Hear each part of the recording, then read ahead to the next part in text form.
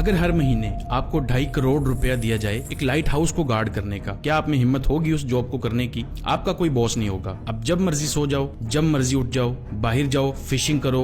लेकिन असल जॉब आपकी सिर्फ ये है कि लाइट हाउस के टॉप पर एक लाइट है, उसको आपने बंद नहीं होने देना। और सिर्फ इसी काम के लिए आपको एनुअली 30 करोड़ रुपए यानी 1.2 मिलियन डॉलर्स दिए जाएंगे। लेकिन फिर भी इस जॉब को करने के लिए कोई तैयार क्यों नहीं है? और आप भी मना ही करेंगे जब आपको असल हकीकत का पता चलेगा। चलिए देखते हैं। तो ये है ज़्यूमॉन लाइट हाउस, जो समंदर के बीचों बीच है और साहिल से कई किलोमीटर दूर है। मतलब ये ऐसी जगह है जहां आपका बाहर की दुनिया से कोई राब्ता नहीं होगा। इससे पहले के आप इस जॉब के लिए सीवी भेजो, पहले सारी हकीकत जान लो। अकेलापन तो महसूस होगा ही उधर, लेकिन रात को सोते हुए जब समंदर की लहरें इस लाइट हाउस से टकराती हैं तो कब्र में सोया हुआ मुर्दा तक डर जाता है। कभी कभी तो ये वेव्स लाइट हाउस से भी ऊंची होती हैं, क्योंकि इस एरिया में बहुत ही खतरनाक तूफान आते हैं और जिंदा रहने की कोई गारंटी नहीं है। ये जो पिक्चर ली गई है रेस्क्यू ऑपरेशन करते हुए, उसमें आप साफ देख सकते हैं कि लाइट हाउस का कीपर किस तरह तूफान से घिरा हुआ है। ये तूफानी लहरें पूरे तरीके से लाइट हाउस को कवर कर लेती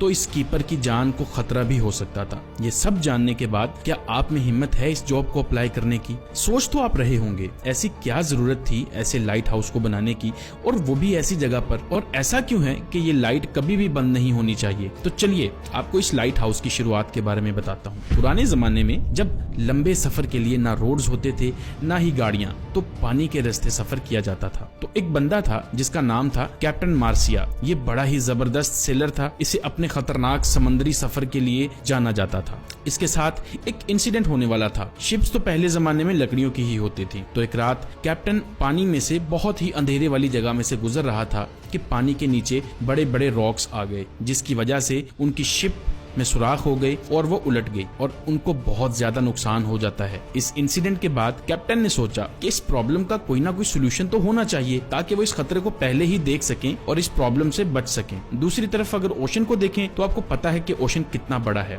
और सिर्फ पैसिफिक ओशन का नाम सुनते ही लोगों को पसीने आ जाते हैं। देखें, पूरी दुनिया में 71% पानी है, जो डिवाइडेड है 4 ओशंस में, Atlantic, Pacific, Indian and Arctic. सबसे बड़ा ओशन पैसिफिक है। ये इतना बड़ा है कि जमीन का खुश्क हिस्सा जो 165 मिलियन स्क्वायर किलोमीटर बनता है, ये अकेला ओशन 148 मिलियन स्क्वायर किलोमीटर को ही निगल सकता है। इस ओशन पर कुछ ही आइलैंड्स हैं जो बहुत ही छोटे हैं, और कुछ तो ऐसे हैं जिन पर आज तक कोई इंसान नहीं जा सका। अब अगर गलती से भी कोई इंसान पैसिफिक ओशन में गुम हो जाए तो उसको ढूंढना तकरीबन नामुमकिन है। जब पुराने जमाने में सेलर्स सफर करते थे तो उनको पता भी नहीं होता था कि अगली जमीन कितनी दूर है, इवन उसका रास्ता किधर है, उसकी नेविगेशन क्या है। नेविगेशन उस वक्त का सबसे बड़ा मसला था, क्योंकि ना तो कोई जीपीएस था और ना ही कोई ऐसा सिस्टम था जो सेलर्स को गाइड कर सके रास्ते के बारे में। जीपीएस इन्वेंट हुआ 1973 में और पब्लिक के लिए अवेलेबल था 1978 में। कभी कभी गूगल मैप्स में भी हम रास्ता देखने के बावजूद अपना रास्ता भटक जाते हैं। तो जरा सोचें ये लोग क्या करते होंगे। ये सेलर्स सनलाइट और स्टारलाइट यानी सितारों की रोशनी पर डिपेंडेंट थे, और शुरुआत में नेविगेशन टूल्स ना होने की वजह से सेलर्स को बहुत नुकसान उठाना पड़ता था। जैसे कैप्टन एलिस एक बहुत बड़ी प्रॉब्लम में फंस गए